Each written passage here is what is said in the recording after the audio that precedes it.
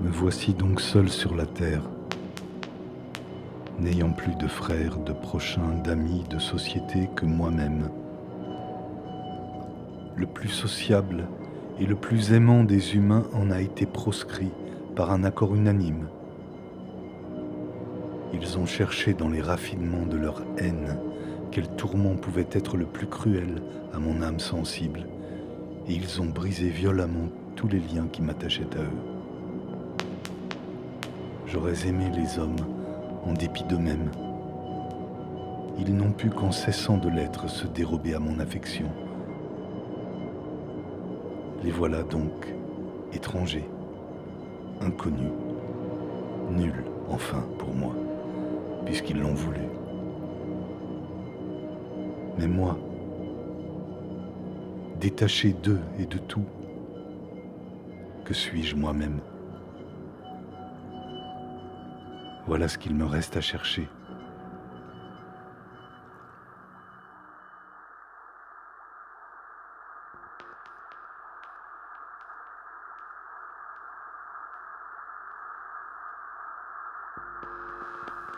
De toutes les habitations où j'ai demeuré, et j'en ai eu de charmantes, aucune ne m'a rendu si véritablement heureux et ne m'a laissé de si tendres regrets que l'île de Saint-Pierre, au milieu du lac de Bienne. C'est dans cette île que je me réfugiais.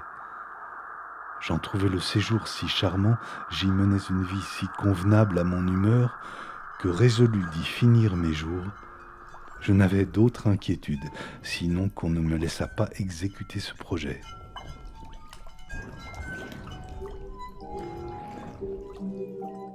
Quel était donc ce bonheur, et en quoi consistait sa jouissance?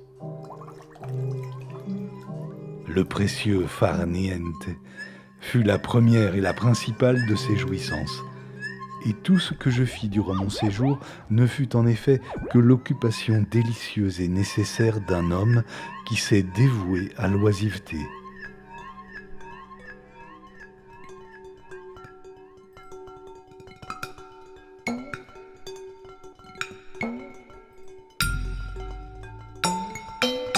Ne voulant plus d'œuvre de travail, il m'en fallait une d'amusement qui me plut et qui ne me donna de peine que celle qu'aime apprendre un paresseux.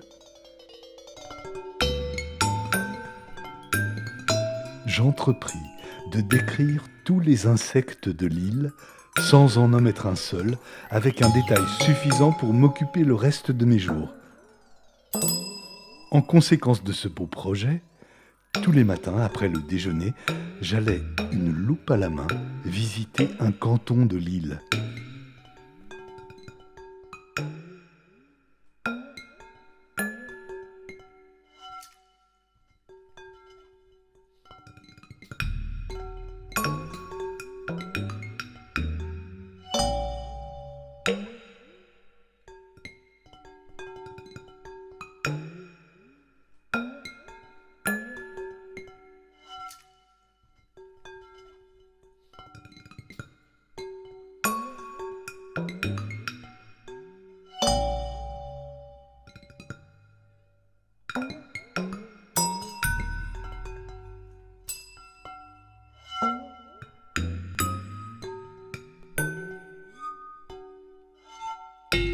Et j'allais, demandant si l'on avait vu les cercles de la menthe religieuse, comme La Fontaine demandait si l'on avait lu Habacuc.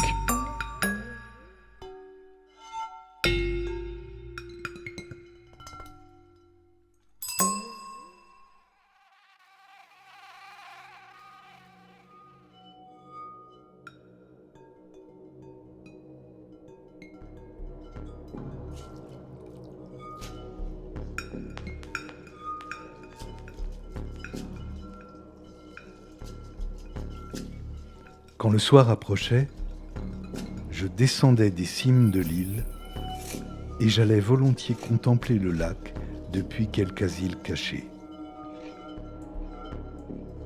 Là, le bruit des vagues et l'agitation de l'eau fixant mes sens et chassant de mon âme toute autre agitation la plongeaient dans une rêverie délicieuse où la nuit me surprenait souvent sans que je m'en fusse aperçu.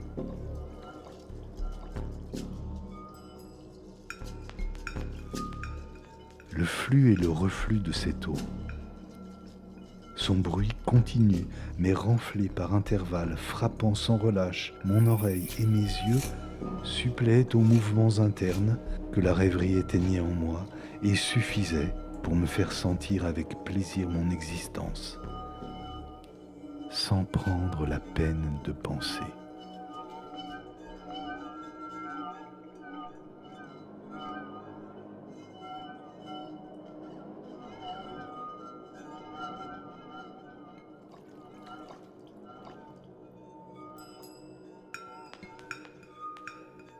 Tout est dans un flux continuel sur la terre. Rien n'y garde une forme constante et arrêtée. Et nos affections, qui s'attachent aux choses extérieures, passent et changent nécessairement comme elles. Toujours en avant ou en arrière de nous, elles rappellent le passé qui n'est plus et préviennent l'avenir qui souvent ne doit point être. Il n'y a rien là de solide à quoi le cœur se puisse attacher. Aussi n'a-t-on guère ici-bas que du plaisir qui passe. Pour le bonheur qui dure, je doute qu'il y soit connu.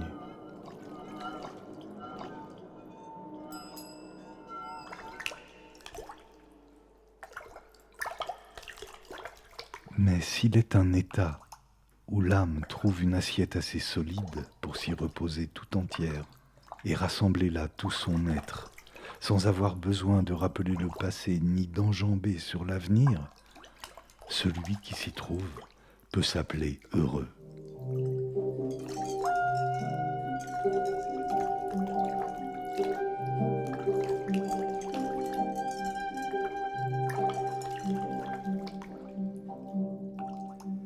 Tel est l'état où je me suis trouvé souvent, à l'île de Saint-Pierre, dans mes rêveries solitaires, soit couché dans mon bateau que je laissais dériver au gré de l'eau, soit assis sur les rives du lac agité, soit ailleurs, au bord d'une belle rivière ou d'un ruisseau murmurant sur le gravier. De quoi jouit-on dans une pareille situation ? De rien d'extérieur à soi, de rien, sinon de soi-même et de sa propre existence. Tant que cet état dure, on se suffit à soi-même.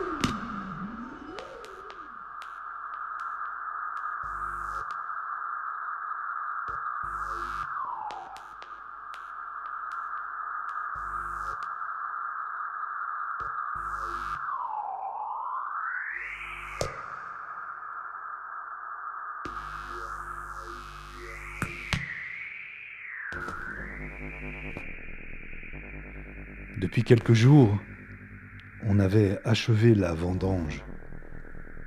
Les promeneurs de la ville s'étaient déjà retirés. Les paysans aussi quittaient les champs jusqu'aux travaux d'hiver. La campagne, encore verte et riante, mais défeuillée en partie et déjà presque déserte, offrait partout l'image de la solitude et des approches de l'hiver. Il résultait de son aspect un mélange d'impressions douces et tristes, trop analogues à mon âge et à mon sort pour que je ne m'en fisse pas l'application. Je me voyais au déclin d'une vie innocente et infortunée, l'âme encore pleine de sentiments vivaces et l'esprit encore orné de quelques fleurs, mais déjà flétri par la tristesse et desséché par les ennuis. Seul et délaissé, je sentais venir le froid des premières glaces. Je me disais en soupirant, qu'ai-je fait ici-bas ? J'étais fait pour vivre et je meurs sans avoir vécu.